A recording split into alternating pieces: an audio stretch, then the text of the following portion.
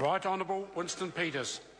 Mr. Speaker, over the years, New Zealand First has raised a number of issues in this Parliament, and over the years we've had our credibility attacked by certain people in the press gallery and around the country who don't seem to have much of an understanding of how facts are assembled. The reality is that we, over the years, talked about things as wide as the wine box, New Zealand Rail, the leaking of secret documents, the Bank of New Zealand scandal, the Maori loans affair, and time after time we've had the effrontery to be faced by journalists and people in opposition who say that what we are arguing is not true. I want to say about Whānau Ora that the allegations being made here in the last 2 days are true, and what the Minister has been telling the House is not true. That's demonstrably obvious to everybody here with respect to those questions. She was asked a question on whether or not she, when she was asked yesterday, had ever offered resources and staff, such as report writers, to prepare Whānau Ora commissioning agency bid documentation. All the evidence for that has been placed before this House. Instead, the Minister gets up here and seeks to vacillate and argue, and by being deliberately obtuse, get away with what used to be a House where things were transparent and members of Parliament were accountable.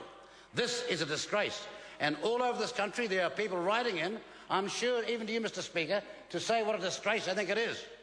The fact is that John Key said Whānau Ora contracts will be focused on results, meaning the providers will be held accountable for what they achieve with government funding. When did that happen in the last 2 days? She's asked a simple question.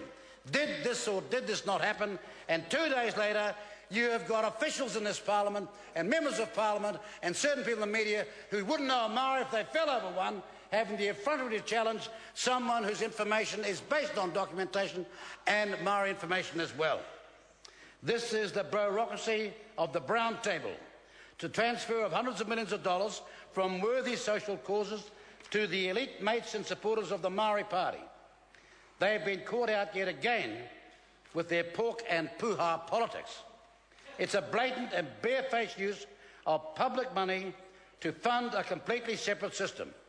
A blatant attempt to sideline Pan-Maori and urban Maori authorities for their own preferred ancient medieval mechanism. It's a giant leap back to the worst successes of ancient tribalism, and it does not fit in with a modern democratic society. Whānau Ora, medieval in purpose, does not empower Maori. The Maori Party most certainly does not empower Maori. Democracy does empower Maori, and all the great progress and achievements came with a democratic system to this country, and every time we let that system down in this Parliament, we sell our nation and democracy short. It's a giant leap backwards. They started with $30 million, then $43 million, then $50 million, and now it's $53 million a year since 2010 and 11. It's a gold-plated gravy train. And the latest twist is now there are 3 non-governmental agencies in the mix, the so-called commissioning agencies. Remember when we said that they were giving money to Maori gangs and selling drugs? Remember when he said they were giving money to a rape crisis centre with not one client? Remember when we said they gave $65,000 for a weekend hui at a rugby club? It's some sort of attempt to get cognitiveness amongst Maoridom. She opposed that. What does that mean? 1 minute. Oh, I thought you were saying it was wonderful. Sorry, Mr. Speaker.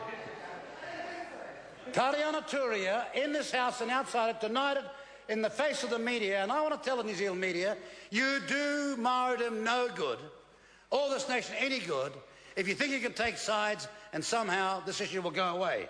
It won't. The fact is, the Minister's been caught out, and I have lodged a breach of privilege, and if we've got justice in this country, it will find favour. Because the Minister said, not once, twice over 2 specific days, on the question, were you involved in any sort of resourcing of these agencies? And she said no, over and over and over again, and that is a breach of privilege, and that Minister should go. Honourable Joe Goodhue.